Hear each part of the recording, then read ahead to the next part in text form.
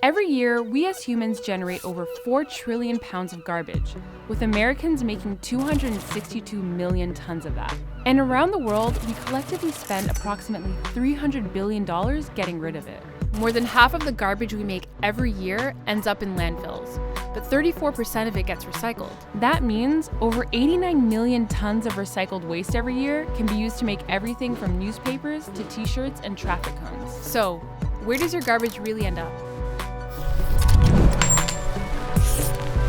Recycling began during times of historical hardship, when we didn't have the money or resources to make the things we needed.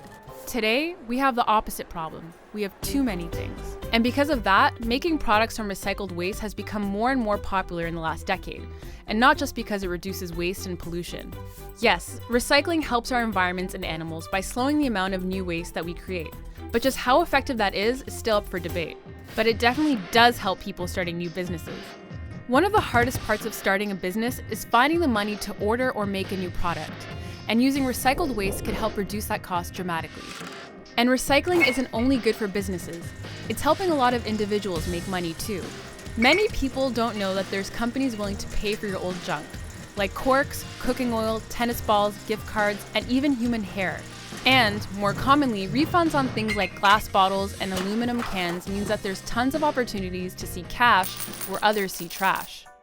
There's almost always a creative way to turn garbage into something valuable. And often, all it takes is a little know-how to turn something old and broken into a product people are willing to pay good money for. For example, there's a store in Paris that takes radios from the 30s and 40s and turns them into beautiful Bluetooth speakers. There's a company in Chile that makes tumblers, pitchers, and wine glasses out of used glass bottles, in a country that only recycles 1% of their solid waste. And a company in Canada that makes bags and wallets out of materials salvaged from old luxury cars. We create a product that is unique in its existence and has a story. Which accomplishes two things at once. Often, but not always, it can be cheaper than manufacturing new materials. But it also guarantees that the products they create are entirely unique. Then there's the recycling we're most familiar with, taking waste and turning it into raw materials to make something new. Tires used to be considered unrecyclable and almost equally as hard to throw away. In fact, most states have laws against dumping tires in landfills. So for a long time, the only solution was to burn the tens of millions of tires in stockpiles to get rid of them. But today, recycling technology has changed that, and tires are now an important construction material, with companies turning tires into rubber for running tracks, roads, and children's playgrounds.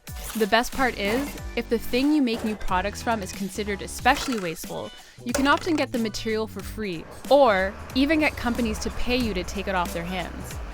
Making waste has become an unavoidable part of life that we all contribute to. So it's become necessary for all of us to look into more sustainable ways to make and buy the things we want. That's why recycling plays such an important role in business, because we don't have to choose between the things we want and the things we believe in. And because recycling gets rid of waste, it's one of the only businesses where running out of product might actually be a good thing. Each week, New Money looks at a different industry to see how the people in it are making money. So if you liked what you learned, be sure to subscribe below and check out our other videos.